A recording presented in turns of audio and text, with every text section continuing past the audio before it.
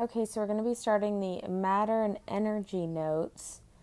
Your next set of notes that we're going to be talking about essentially talks about, like it says here, matter and energy, and specifically how organisms get their energy and what they do with their energy. So, still tying in our characteristics of life here. So, this entire set of notes specifically talks about how organisms metabolize, which remember is obtaining and using energy. So, how they get their energy and how they use their energy. That's what metabolize means. And so, the energy type for our cells, any cells really, any eukaryotic cell is going to use adenosine triphosphate. And we abbreviate that ATP. Okay, so anytime we talk about energy in the cells, we are always talking about ATP. ATP is the molecule that our cells get to use to get energy from. So it is the main energy storage and transfer molecule of organisms. So that's saying that like ATP can store the energy, and when it's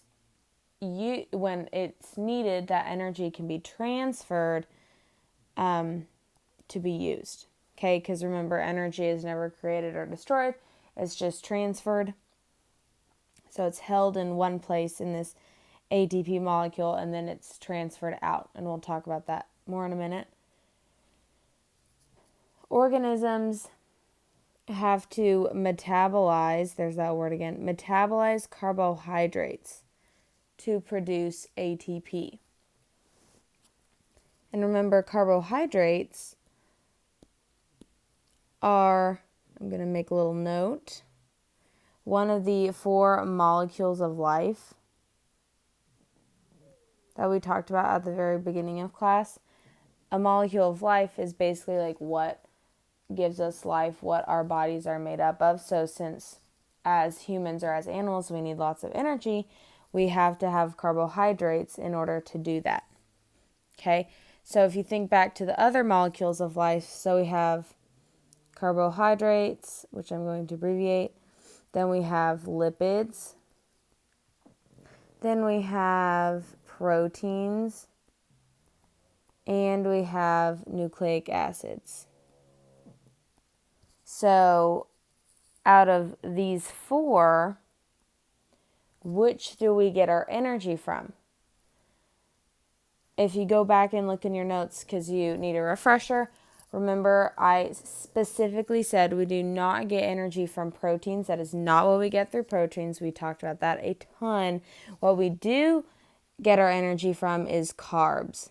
Okay, so eating lipids gives you some energy, but not a ton. Eating proteins does not give you energy, and we don't eat nucleic acids. So the only one that we eat that gives us energy is carbs. Drill that into your mind because that is very important. So we basically obtain our energy from carbs because that's how we get our energy. Remember, we're still talking about ATP. So ATP is composed of an adenine group. It's composed of a 5-carbon sugar, so another carbohydrate, and 3 phosphate groups. So if you break down the name ATP, you'll see the adenine or adeno comes from that, and then the 3-phosphate is here in this triphosphate. So what does T-R-I mean? It means 3.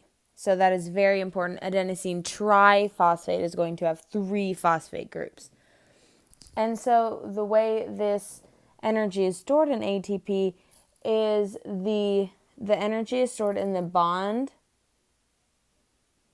between the 2nd and 3rd phosphate groups.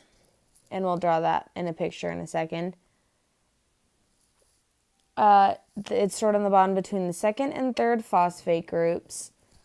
And when the bond is broken, that energy is available for use by the cells.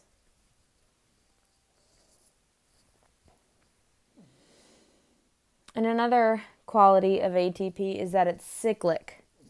It's cyclic in nature, meaning that it's a cycle. So it basically never stops. It just will continue going constantly through this transformation of energy.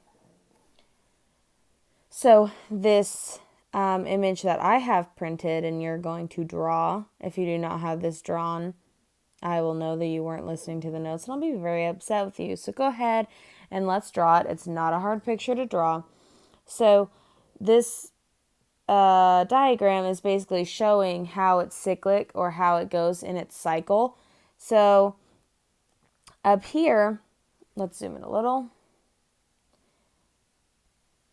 Up here at the very top, you can see these are the phosphates, these little three yellow things right here, and you can even put a little P inside them so you remember what they are.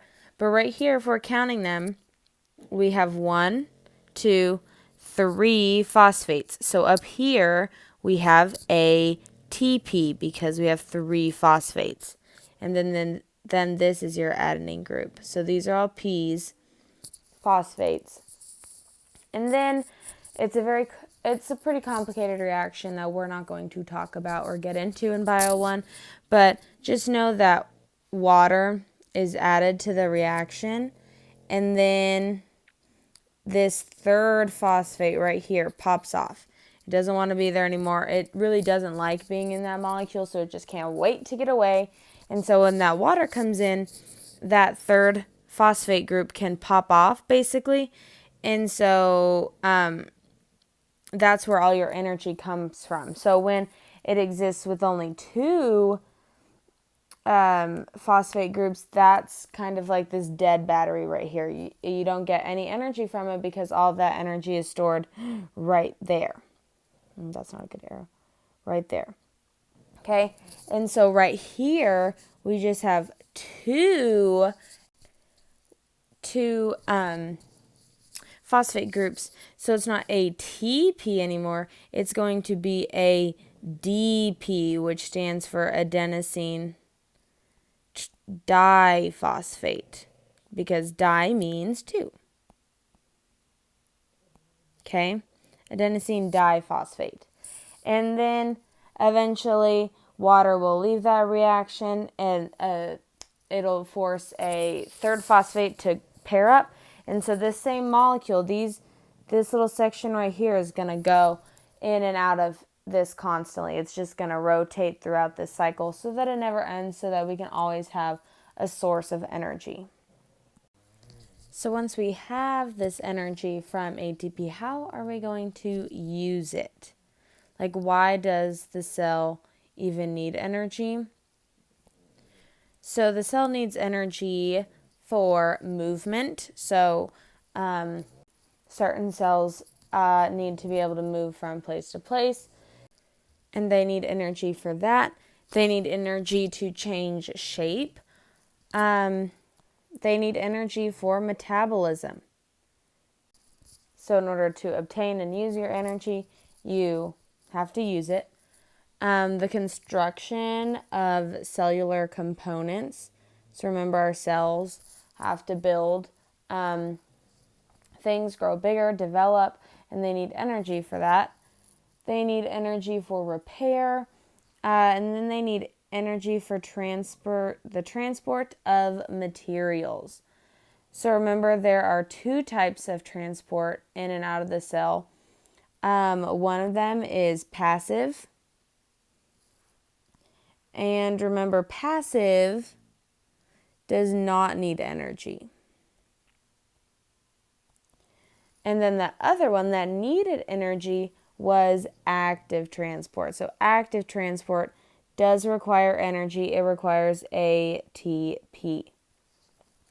And also reproduction, cell reproduction. So all these things the cells need energy for. So if you think about like the things that you do as a human in your daily life that needs energy, the cells also do those because they're living things, and so then they also need energy for that.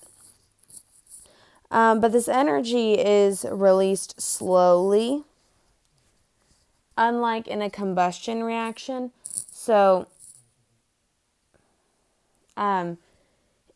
if you're thinking of like an explosion or whatever, that energy is all released very, very quickly. So a lot of that energy is wasted. But if it's released slowly, then it can be used more efficiently.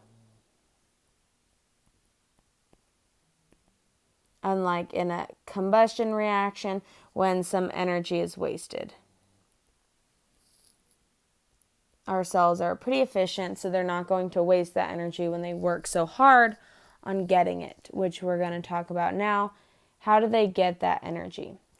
So think about it. Do we as humans or as animals get our energy the same as other animals? And do we get our energy the same as other organisms, say like fungi or protists or bacteria or even plants? So we all get energy in different ways, well, some in similar ways, and we'll talk about those right now. So there are two ways that organisms can obtain their energy. The first we classify as heterotrophs. And as we go through our bioterms, we'll learn more and more bioterms that help us in biology. Obviously, that's why I have y'all do them. But hetero means different, and troph means food or feeding. So heterotroph literally means different food, meaning we have to get our food from a different source. Okay? So heterotrophs must obtain energy. So we have to get our energy by consuming nutrients from other organisms. So in fungi and protists are types of heterotrophs, and fungi and protists can also be called decomposers. I'm sure we've heard of those before, but decomposers obtain nutrients from dead or decomposing organisms, like plants and animals, meaning that it can help decompose plants and it will get energy, or it can help decompose animals and it will get energy. It can decompose either or plants and animals to get their energy. And then the other type of heterotroph, the third type, are animals like us. So if you think of how you get your energy from your food, we have to consume other organisms. So that's how animals get their nutrients, by consuming other organisms like both plants and animals. So if you're a heavy plant eater and you eat lots of fruits and veggies, then you're getting quick energy from them.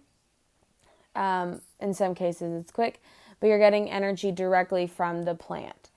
But if you are a strict carnivore like me and barely eat any plants or fruits or vegetables, I eat lots of meat, like I love a good burger. And so if you're doing that, you are getting the energy from the plants that cow or that chicken or whatever used to eat, right? Because we get our energy from our plants, but some of us don't have a large diet based in plants, so we have to eat animals that eat plants. Okay, and that's how we get our energy as animals. We have to consume other organisms like plants and animals. So that's for heterotrophs. I'm going to highlight that because that's something that's super important that you will come back to. So that's the first type of energy consumers. And then the second is autotroph. So how do they get their energy? Autotroph literally means self-feeding. Okay, auto means self, and again, troph means food or feeding. And so autotrophs are things like plants. And if you think about plants, they don't ever eat anything. They never consume their nutrients like we do. They have to make their own nutrients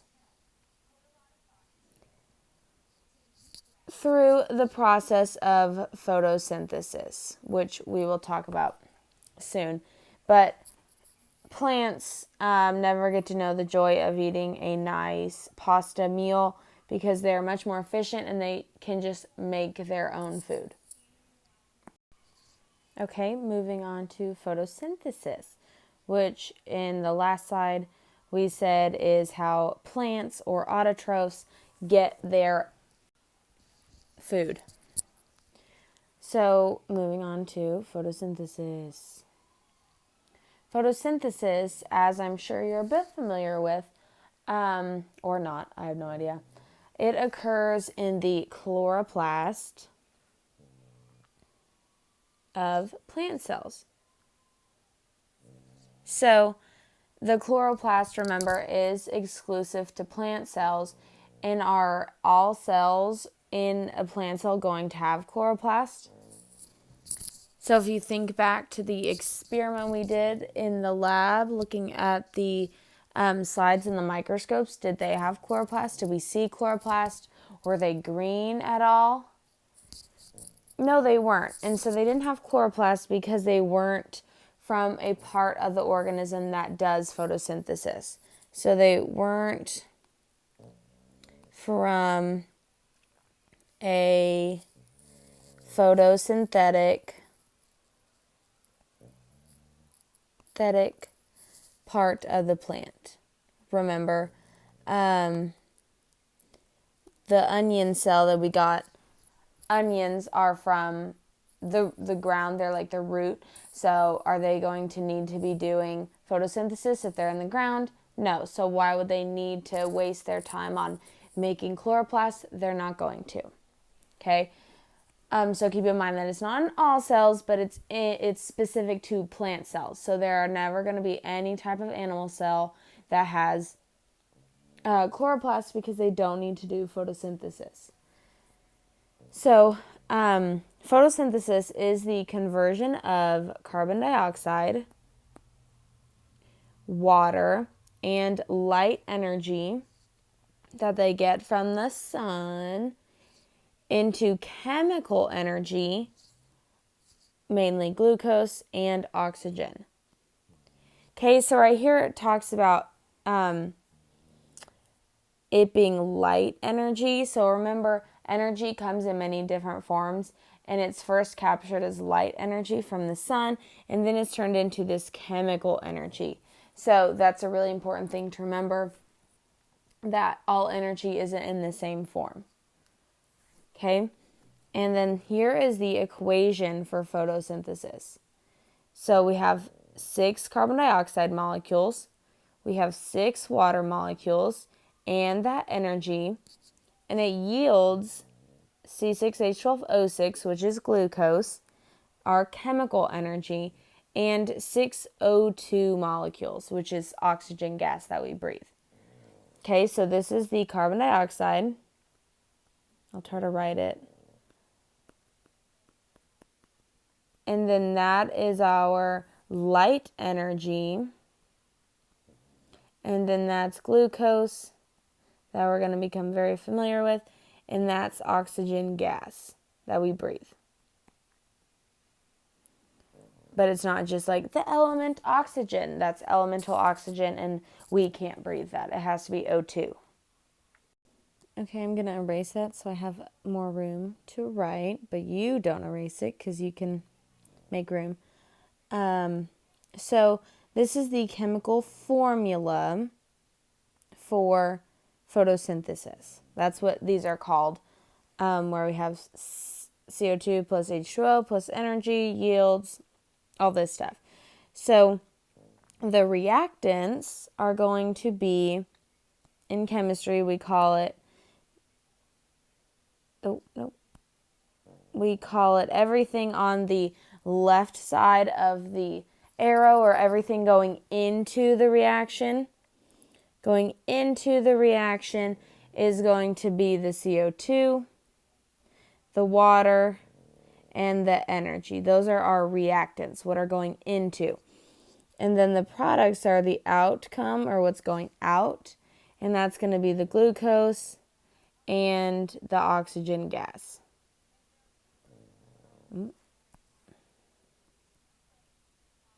Okay. And glucose is very important to this entire process for both plants and animals. And glucose is a simple carbohydrate. Remember that molecule of life.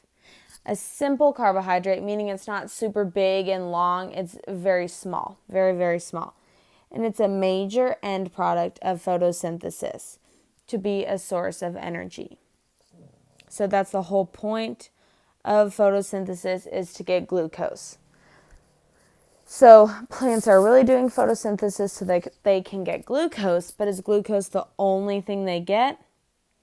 No, they also get oxygen. And so oxygen, since it's not really what they need or what they need out of that reaction, we call it a byproduct. So oxygen gas is a byproduct. And you might say, well, it's not a byproduct because we need it. That is true. It's very important that they produce that oxygen, but that's not why the plant is going through photosynthesis. They're going through photosynthesis so that they can get this glucose. That's what we want, not necessarily the oxygen gas. That's just kind of the leftovers. Okay? And in photosynthesis, we're going to talk about the different stages. There are 2 stages. One is a light dependent, meaning it depends on light. And the second one is light independent. So we are going to illustrate these 2 parts of photosynthesis using roughly this picture. Okay, so I want you to realize that it takes place in the chloroplast. If you want to color code it and make it green, go for it. But it takes place in the chloroplast, photosynthesis. I'm going to write it out here just to reiterate. Photosynthesis takes place in the chloroplast. So these pancake-looking things are called the thylakoids. It's just a little part of the chloroplast. And in these thylakoids, the light and water goes in.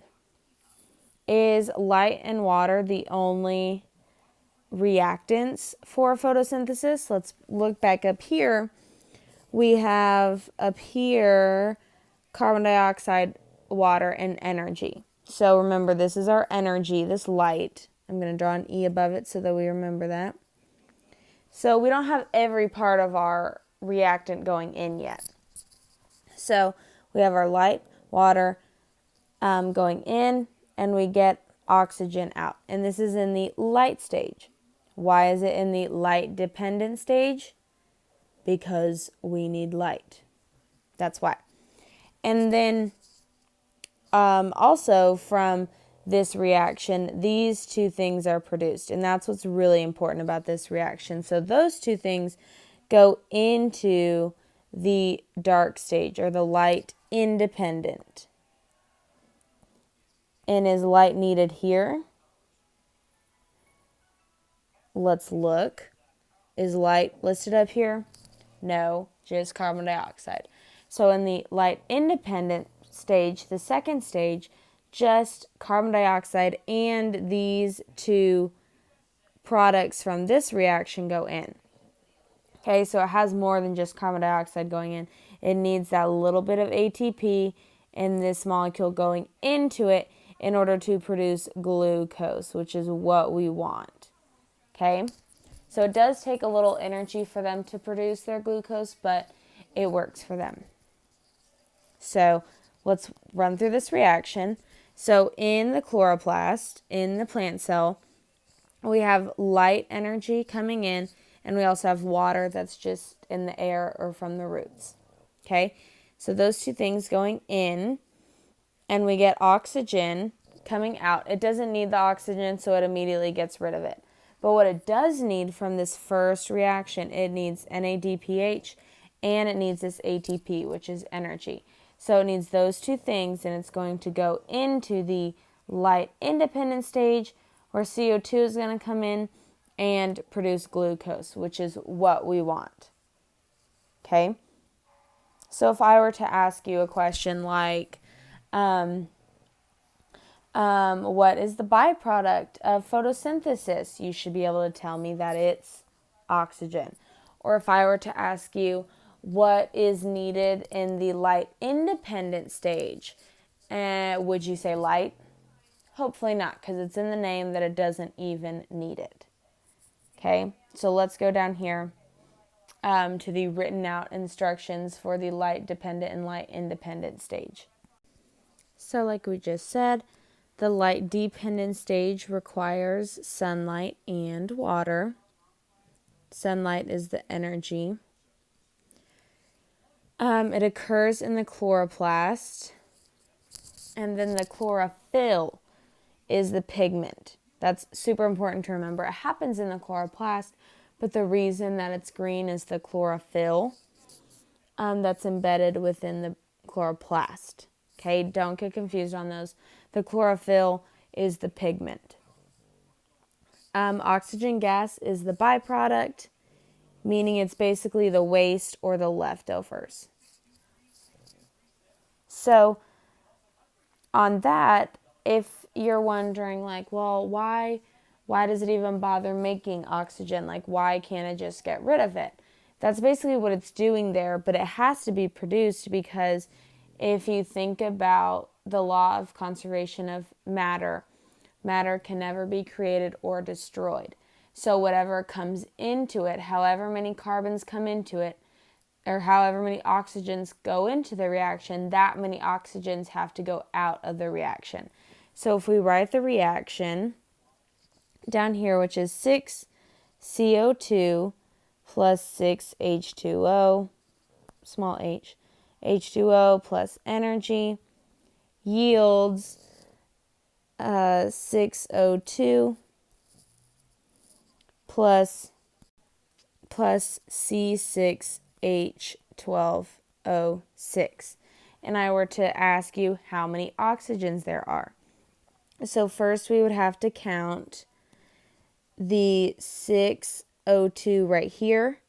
So 6 times 2 is 12. And then we'd have to count the 6O right here. So 6 times 1, this imaginary 1 is 6. So that equals 18 oxygens on the reactant side. And then let's count on the product side. We have 6 times this O2, so there's 12 again. And then we have oxygen right here, which is just 6, O6, part of the glucose. So add those together, and you get 18 oxygen.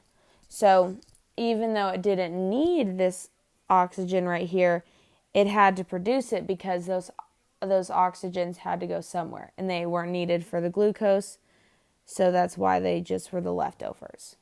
Okay, and that's the law of conservation of matter. Nothing is created or destroyed, it's just transformed. Okay, moving on to the light independent stage. The light independent stage, again, does not need light, but it uses the products from the light dependent reaction, which is ATP, our energy molecule, and NADPH, which we're not going to worry about too much.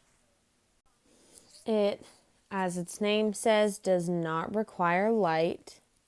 It's light independent. It doesn't need the light.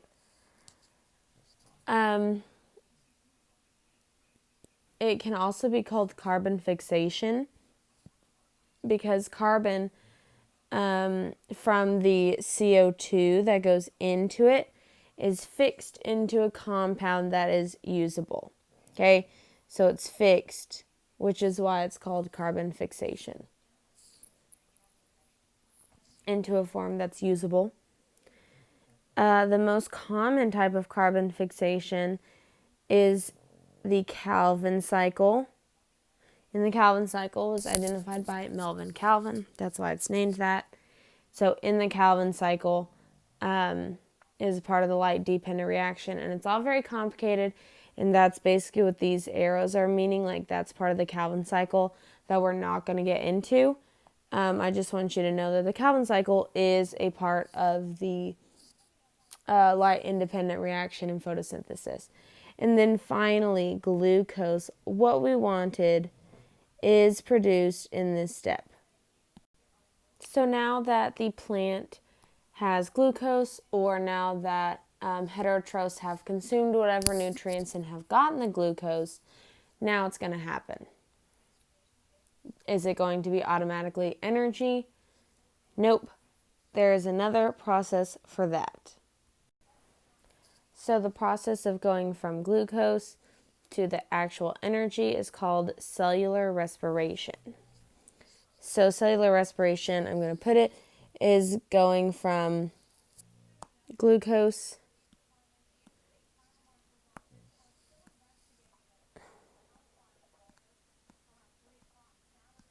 to energy. And what's that energy form in our cells? ATP. So it's not enough to just get that glucose. We have to turn it into ATP somehow. And this is how we do it. So in order to get the energy from the glucose, it has to be broken down. So cellular respiration is the breakdown of glucose, which is a carbohydrate, remember, to release energy. And all organisms are going to do this, okay? So, do plants have glucose? Yes, they get it from photosynthesis. So, they either get it from other organisms, and that's called heterotrophs. I'm just going to write hetero.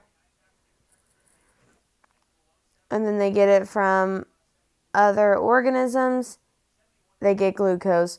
Or in autotrophs, they get it from themselves through photosynthesis.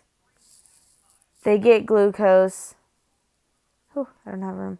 They get glucose and then they can go through to get energy.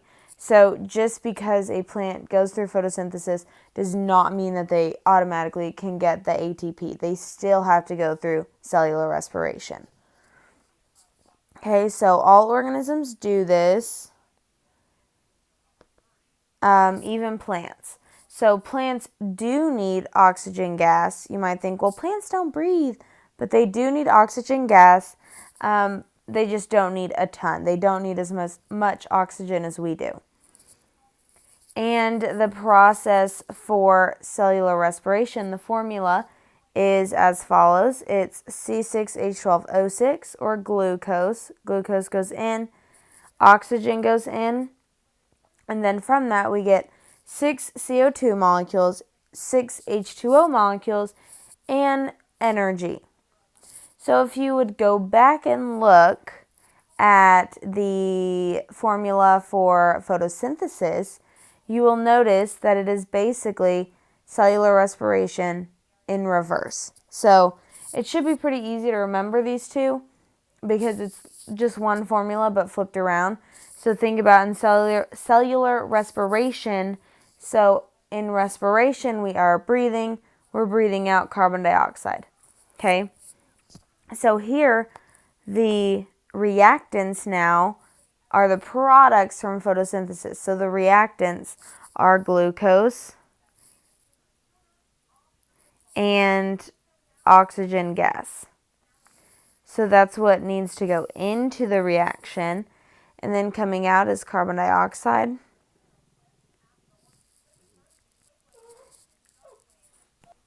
Carbon dioxide, water, and energy, which in this case is chemical energy in the form of ATP. So that's what we're getting from cellular respiration. So just like in photosynthesis, there are two parts to cellular respiration, and those are glycolysis and oxidative respiration. So in glycolysis, that's the first step. Glycolysis, from your bio terms, you'll figure out literally means breaking down of sugar. Okay? Because as we know from this week, I believe, glyc means sugar and then lysis means to break down. So it literally means to break down sugar. And that's what it's doing. Glucose is a sugar, so it's breaking down glucose. It's breaking down something sweet. Where glucose is converted into pyruvic acid and 2 ATP. So just from glycolysis, we get 2 ATP. Glycolysis is common to all organisms, so all organisms are going to do glycolysis to get ATP. But is 2 ATP really sufficient for organisms like us? No. So we'll talk about what we do differently. And this is important. Glycolysis will happen with or without oxygen. So if there's oxygen present, it's going to happen. If there's no oxygen present, it's still going to happen, which is good for our cells. So we can still break down glucose even if any oxygen isn't getting into our body. Say in exercise, if we're out of shape and we don't breathe very well and oxygen isn't circulating, we can still get ATP in a couple of ways. So that's the first part. I'm going to highlight it because it's that important. Glycolysis. And then we have oxidative respiration, which is a very fancy word, but we're going to break it down. So oxidative sounds a lot like oxygen because oxidative respiration requires oxygen. Okay? It can also be called aerobic respiration. And what does air mean? Air means air. Okay, so it needs air, it needs oxygen. And from oxidative respiration, 36 ATP are produced, which is crazy. So oxidative respiration definitely produces more ATP compared to the 2 that was produced up here. So oxidative respiration does require oxygen, but if there's no oxygen present, then it's still going to proceed through fermentation. So fermentation is a type of anaerobic respiration, which literally means no air because an means without and air means air. So it literally means no air. So in the case of you exercising, if you're working out really hard and you're, not super in shape and you're trying to run a mile and you're breathing really heavily, you're not getting a ton of oxygen throughout your body. So it has to go into this type of respiration, which is anaerobic because there's no air in your blood, and only 2 ATP are going to be produced. So this is like an alternate route that is only going to happen if there's no oxygen. Okay, so the way that I remember what respiration is, so remember that cells are living things. And if we're talking about human respiration or respiring, what does that mean? Respiration is basically like you breathing. And when we breathe as a whole organism, when we breathe in oxygen and we breathe out carbon dioxide. So that's basically exactly what our cells do. Well, not exactly, but it's basically what our cells do. They have to take in oxygen and they have to release carbon dioxide because they're living things. So they have to do that. They have to go through respiration. So here I have drawn the very rough outline of cellular respiration. So there are a ton more details that we are not going to talk about. Basically, what I want you to know for cellular respiration is that, that was a bad one. Respiration is that glucose goes in. That is so very important. Glucose goes in and glycolysis breaks it down. So that's the first step. Glycolysis breaks it down. I do want you to know that happens in the cytoplasm. So glycolysis will just be breaking things down in the cytoplasm. And from that, 2 ATP are produced. But that's not enough. We're greedy. We want more ATP. And so then we go into the Krebs cycle and electron transport chain, which are both in oxidative respiration. I want you to write that because this kind of breaks it apart. But I want you to know that oxidative respiration is both of these, and they both happen in the mitochondria. Okay? This is where oxygen is needed. Oxygen is going to go in, And from oxidative respiration, both of these things, we get 2 ATP plus 34 ATP. So the entire process together, we get 38. But if we're just looking at oxidative respiration, we get 36, which is still very good. Okay? So, oxidative respiration takes place in the mitochondria. When I ask you anything about the mitochondria, most of what people say is that the mitochondria is the powerhouse of the cell. And I want you to know that it's called the powerhouse of the cell because why? Why is it called the powerhouse of the cell? It's called the powerhouse of the cell because it produces 36 ATP compared to the 2 ATP that the cytoplasm produces. Okay? It produces most of the cell's energy in the mitochondria, and that is why it's the powerhouse of the cell. You wouldn't just tell me in case I asked you in the future, hey, why is the mitochondria called the powerhouse of the cell? You wouldn't just say, because it makes the energy. Does it make all of the energy? No, but it makes most of the energy, okay? It makes most of the energy. And that's why it's the powerhouse of the cell.